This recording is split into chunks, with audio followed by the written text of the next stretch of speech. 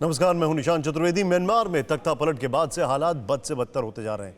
लोकतंत्र का गला घोटकर सत्ता कब्जाने वाले फौजी जनरलों के खिलाफ म्यांमार आक्रोश बढ़ रहा है। म्यांमार न सिर्फ हमारा पड़ोसी है बल्कि एक ऐसा देश जो हमारे और चीन के बीच दीवार का काम करता है, और चीन की करतूतें किसी से छिपी नहीं है। इसीलिए पूर्व के पड़ोस में आए बवंडर की वजह बीजिंग का ये ऑर्डर माना जा रहा है। सवाल यह है कि म्यांमार में हिंसा के बाद पूर्व की सरहद पर कैसे हालात हैं।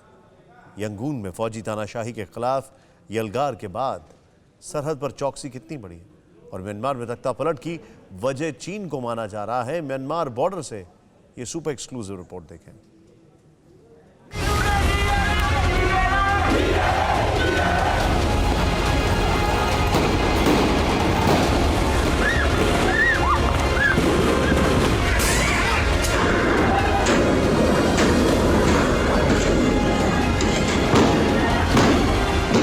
गोलियों का शोर, ताकत का जोर और हर ओर कराहती इंसानी। म्यांमार की सड़कों पर मौत का तांडव मचा है। रंगून की सड़कें बेगुनाहों के खून से दागदार हो चुकी हैं। शहर से लेकर कस्बों तक, चौक चौराहों से लेकर घर की दहलीज तक म्यांमार के वर्दी वाले जल्लादों की खूनी अदावत से जिस्म छलनी हो रहे हैं।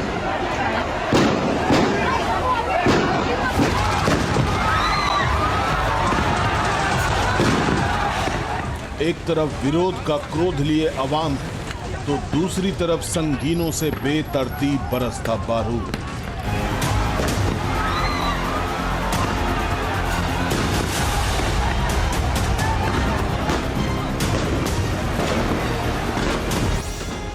कोई बचता, कोई छिपता, कोई दौड़ता, तो कोई जिस्म के जख्मों से कराहता। म्यांमार की ये तस्वीरें विचलित कर सकती हैं। चीखते चिल्लाते घायलों का दर्द खून को भी सर्द कर सकता है।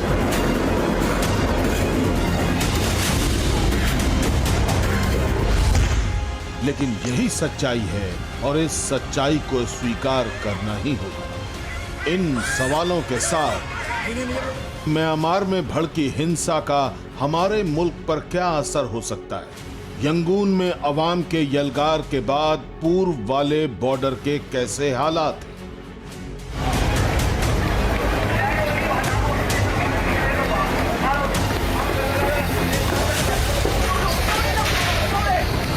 म्यांमार में जिस तरह से फौज बेगुनाह जनता का नरसंहार कर रही है, जिस तरह से इंसानियत को फौजी बूटों से रौंदा जा रहा है, उस पर भले ही पूरी दुनिया ने आंखें मूंदी हुई हों, लेकिन हमें जागते रहना होगा, क्योंकि म्यांमार हमारा पड़ोसी है।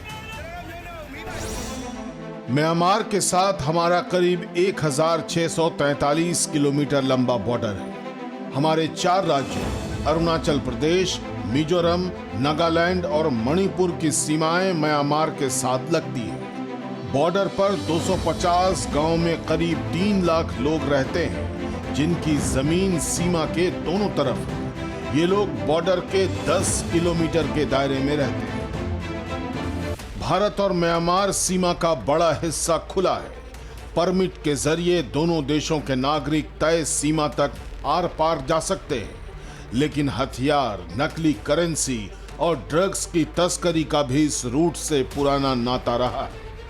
इतना ही नहीं, कई बार उग्रवादी वारदात करने के बाद म्यांमार में छिपने की घटनाएं भी सामने आती रही।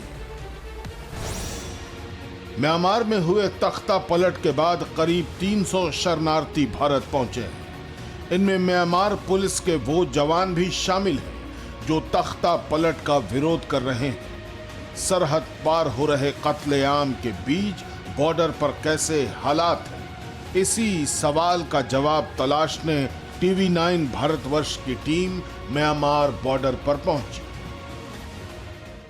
आज TV9 भारतवर्ष आपको लेकर आया है इंडो म्यांमार बॉर्डर पर, और अगर मैं आपको दिखाऊं तो मैं इस समय म्यांमार के उस आखिरी, आप कह सकते हैं कि इंडो म्यांमार के उस आखिरी ब्रिज पे हूँ जहाँ से म्यांमार की शुरुआत होती है। मेरे ठीक पीछे म्यांमार का बॉर्डर है। TV9 भारतवर्ष आपको इस समय इस जगह पर इसलिए लेकर आया है क्योंकि इस समय जिस तरीके के हालात म्यांमार में बने हुए हैं, उसका रिफ्लेक्शन है, उसका असर भारत पे किस तरीके से पड़ रहा है, ये ग्राउंड रिपोर्ट आपके लिए इसीलिए है। और आज हम आपको ना सिर्फ ये बताएंगे कि कैसे भारत और म्यांमार की दोस्ती जिस तरीके से विकास की ओर बढ़ रही थी, उसी समय विस्तारवाद ने अपनी दस्तक भी दी, और वो विस्तारवाद की दस्तक थी चीन की तरफ से। और कैसे चीन ये पूरी कोशिश कर रहा है कि ना सिर्फ भारत और म्यांमार के रिश्तों में कोई खटास आए, कोई कड़ी टूटे, बल्कि ये भी कोशिश कर रहा है कि वो आतंकवाद या मिलिटेंसी के द्वारा भारत और म्यांमार की दोस्ती में किसी तरीके की खटास पैदा कर सके। मिजोरम की करीब 510 किलोमीटर सरहद म्यांमार से लगती है, जो सबसे संवेदनशील बॉर्डर है। इसलिए इस बॉर्डर पर सबसे ज्यादा चौकसी की जाती है।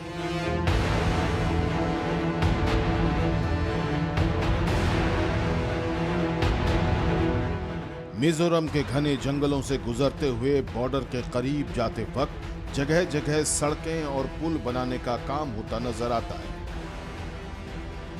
TV9 भारतवर्ष की टीम पहुंची है इंडो म्यांमार बॉर्डर पर, और हम पहले ऐसे चैनल है जो आपको इस इलाके की तस्वीर दिखा रहे हैं कि आखिरकार जब म्यांमार में सारे हालात बदले हुए हैं या फिर मिलिट्री कू है, उसके बाद इस इलाके में क्या हालत है। आप देखें ये पूरा इलाका खाली है, और ये इलाका है आपका जो रिनपोई, यानी इस इलाके को आखिरी पोस्ट माना जाता है भारत की तरफ से इंडो म्यांमार बॉर्डर पर। और इसके पूरे जो शब्द का मतलब है, जो रिनपोई का मतलब है, जो का मतलब मीजो, रिन का मतलब बड़ा या फिर होप, और पोई का मतलब है बड़ा, यानी एक बड़ी होप मिजोरम की इसी इलाके से बनती है। TV9 भारतवर्ष देश का पहला टीवी चैनल है जो म्यांमार में तख्ता पलट के बाद पूर्व की सरहद पर पहुंचा। हमारा मकसद म्यांमार से लगते बॉर्डर के हालात दिखाने के साथ साथ देश के उस महत्वाकांक्षी प्रोजेक्ट के बारे में भी बताना था, जिसके पूरा होने के बाद पूर्वोत्तर का इलाका और करीब हो जाएगा। इस प्रोजेक्ट का नाम है कलादान प्रोजेक्ट। कलादान एक मल्टी मॉडल ट्रांसपोर्ट प्रोजेक्ट है। मल्टी मॉडल का मतलब ये हुआ, इस प्रोजेक्ट में समंदर, नदियों से लेकर हाईवे तक शामिल है। इस प्रोजेक्ट की लागत करीब 3000 करोड़ रुपए से ज्यादा है। प्रोजेक्ट का मकसद पूर्वोत्तर के राज्यों तक पहुंचने के लिए वैकल्पिक रास्ता तैयार करना है। इसी प्रोजेक्ट के तहत मिजोरम से म्यांमार बॉर्डर तक हाईवे और पुल बनाए जा रहे हैं।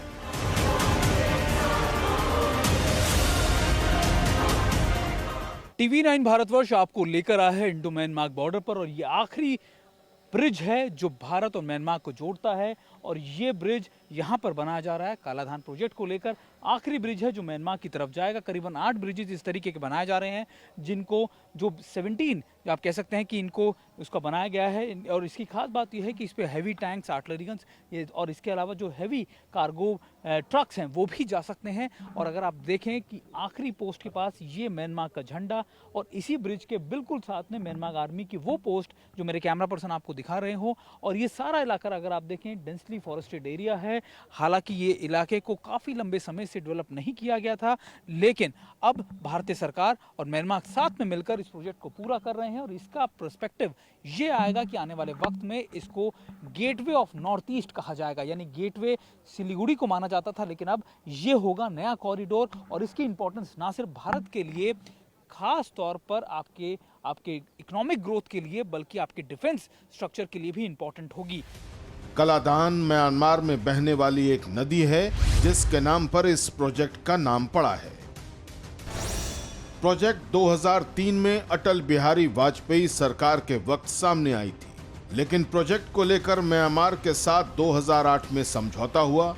2010 में शुरू हुए इस प्रोजेक्ट को 2014 तक पूरा होना था। हाल ही में विदेश मंत्री एस जयशंकर ने बताया कि प्रोजेक्ट अब पूरा होने के करीब है। सवाल यह है कि इसे पूर्वोत्तर का गेटवे क्यों कहा जाता है, इसे नक्शे के जरिए समझिए। प्रोजेक्ट के तहत कोलकाता के हल्दिया बंदरगाह से म्यांमार के सितवे पोर्ट तक सी रूट होगा। यह दूरी करीब 539 किलोमीटर है। सितवे पोर्ट से करीब 158 किलोमीटर का रास्ता पलेटवा तक कलादान नदी के जरिए होगा। पलेटवा से मिजोरम में हमारी सरहद तक हाईवे बनाया जा रहा है।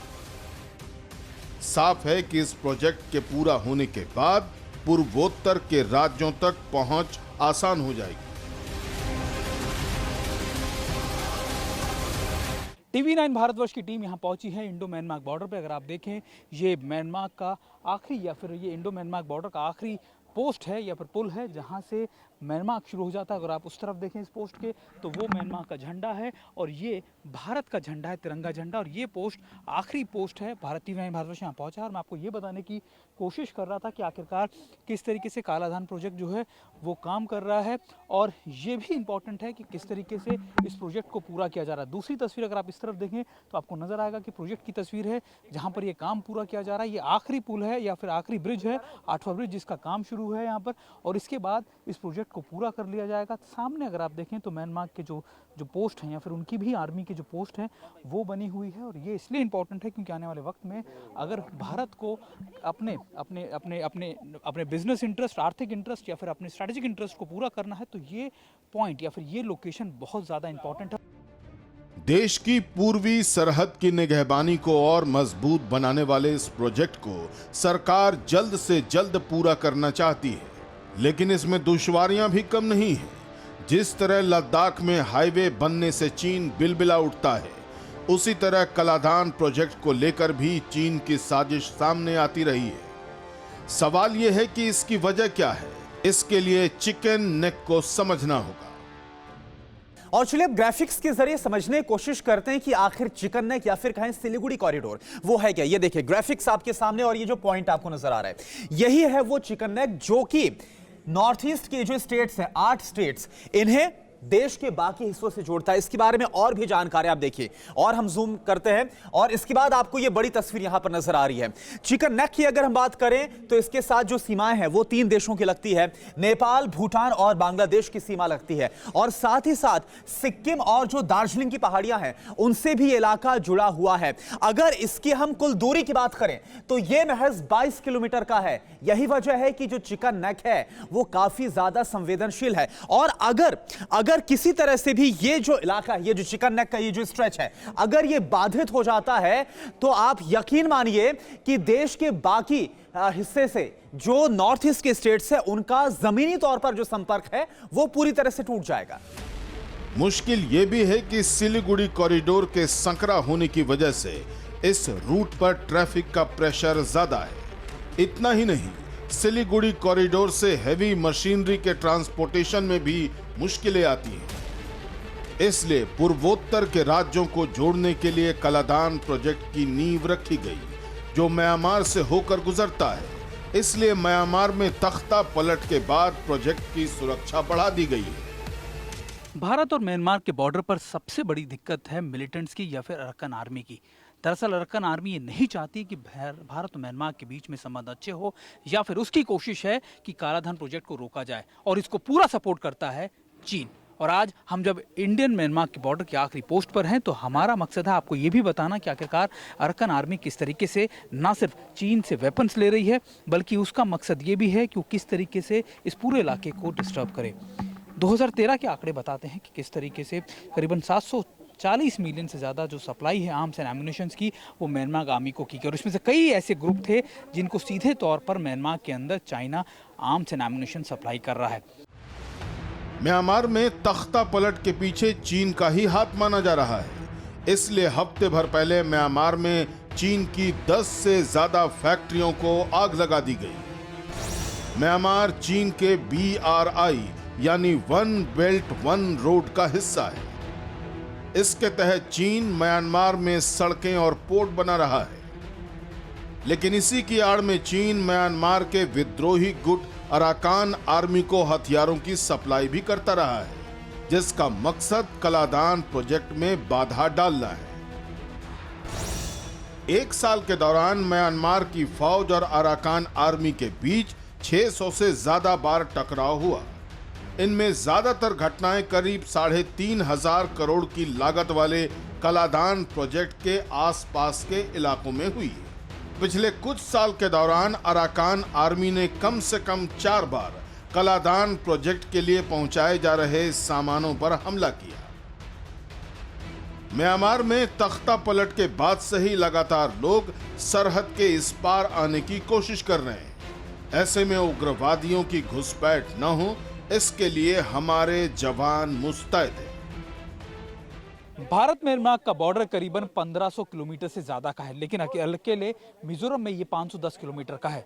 इंपॉर्टेंट ये है कि मिजोरम एक अकेली ऐसी स्टेटों में से एक है जहां पर जो म्यांमार के साथ साथ भारत का बॉर्डर बांग्लादेश से भी लगता है। आज ये पेट्रोलिंग पार्टी लगातार उन इलाकों में जा रही है जहां पर ना सिर्फ हमारी BP1 यानी इसका pillar number BP border pillar number 1 होगा और इसकी पेट्रोलिंग की जाएगी। साल में करीबन कुछ ही मौके होते हैं जब अपनी बॉर्डर पिलर को वेरीफाई किया जाता है। अभी अगर आप देखें तो ये पार्टी जो है ऐसे नालों से, नदियों से निकलती हुई आगे की तरफ जा रही है और इनका मकसद है कि ना सिर्फ ये चेक करना कि आगे हमारे बॉर्डर पिलर सिक्योर हैं, बल्कि ये भी कि इन इलाकों के अंदर कोई मिलिटेंट्स यानी जो म्यांमार के अंदर जो मिलिटेंट्स काम करते हैं या फिर जो उनके रिबेल ग्रुप्स हैं वो वहां पर इलाकों में तो नहीं आ गए। म्यांमार बॉर्डर की तारबंदी न होने के चलते ये एक तरह से खुला बॉर्डर है। इसके साथ ही सरहद के इस पूरे इलाके में घनी झाड़ियां और नदी नाले हैं जिनमें कोई भी आसानी से छिप सकता है, लेकिन हमारे जांबाजों के पास इसका भी तोड़ है। इन इलाकों में अगर आप देखें तो ऐसे छोटे छोटे नाले या नदियों का बहाव बहुत ज़्यादा होता है और यही वजह है कि इन ड्रोन्स की मदद से इन कामों को अंजाम दिया जाता है। तो अगर आप देखें कि इस तरीके के जो बॉर्डर पिलर्स हैं इनको सिक्योर करने का काम असम राइफल्स करती है और असम राइफल्स का काम होता है कि ना सिर्फ सिक्योर करना, बल्कि अगर कहीं पर उनको लगता है कोई एम्बुश है या फिर कहीं पर भी इस तरीके की कोई बड़ा वॉल्ट है या फिर कोई गतिविधि है तो उसको वहीं पर निष्क्रिय भी करना।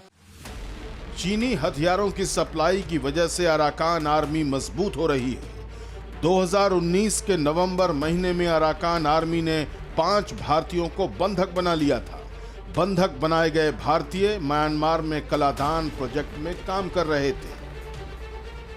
मिजोरम बॉर्डर के अंदर सबसे बड़ी डिफिकल्टी यही है कि इन इलाकों के अंदर आपके लिए ना सिर्फ सड़कें भी बहुत कम है, सीमित इंफ्रास्ट्रक्चर है। ये ऐसे नदी नालों के अंदर पेट्रोलिंग करना इसलिए ज़रूरी होता है क्योंकि ऐसे टेररिस्ट ऑर्गेनाइजेशंस को या फिर खासतौर पर मिलिटेंट ग्रुप्स को जो लगातार म्यांमार बॉर्डर के और इंडो म्यांमार बॉर्डर पर काम करते हैं उनको लगातार उनको मॉनिटर करना पड़ता है और उनके खिलाफ ऑपरेशन भी चलाने पड़ते हैं। रखाइन को लेकर इंडियन आर्मी ने, असम राइफल्स ने और म्यांमार ने कई बड़े ऑपरेशन चलाए जिनका मकसद था कि वो इनको न्यूट्रलाइज कर सके।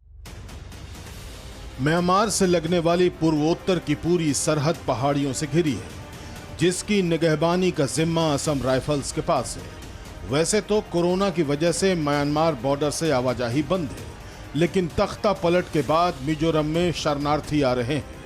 ऐसे में शरणार्थी की आड़ में उग्रवादी साजिश न हो, इसके लिए सरहद के करीब लगातार पेट्रोलिंग की जा रही है।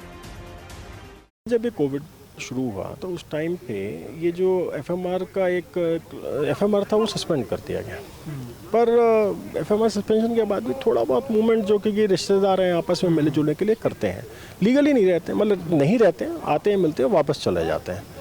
तो अभी आप जो बोल रहे हैं कू के बाद ऐसा कोई डेवलपमेंट खास नहीं, कुछ ज़्यादा आवाजाही नहीं बढ़ी है।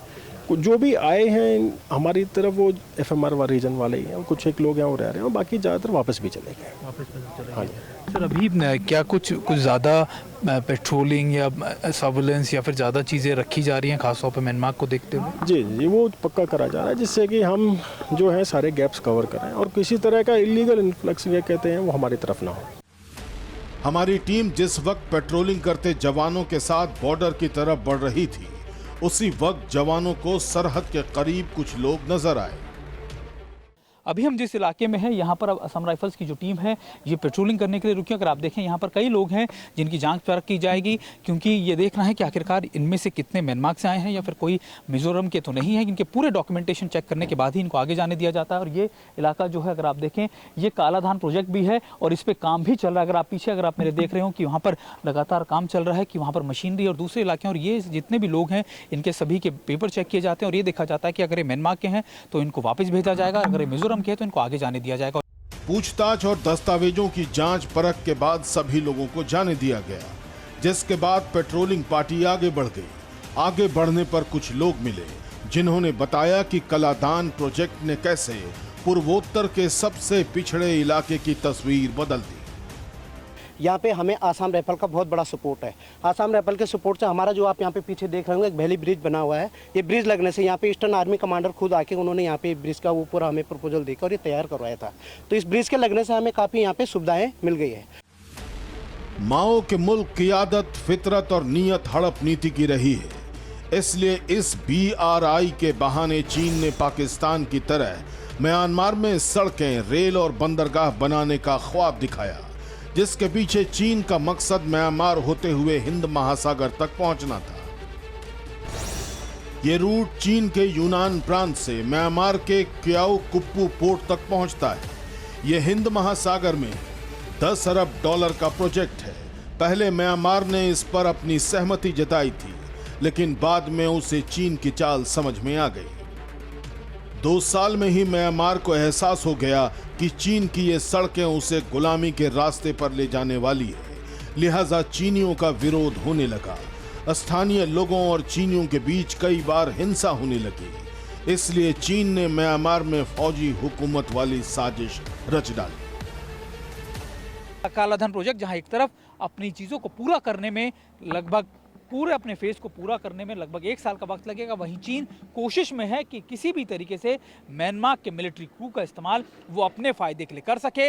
यही वजह है कि वो इसके लिए वहां के मिलिटेंट्स ग्रुप को, रिबेलियन ग्रुप्स को पैसा और हथियार बहुत लंबे समय से पहुंचा रहा है।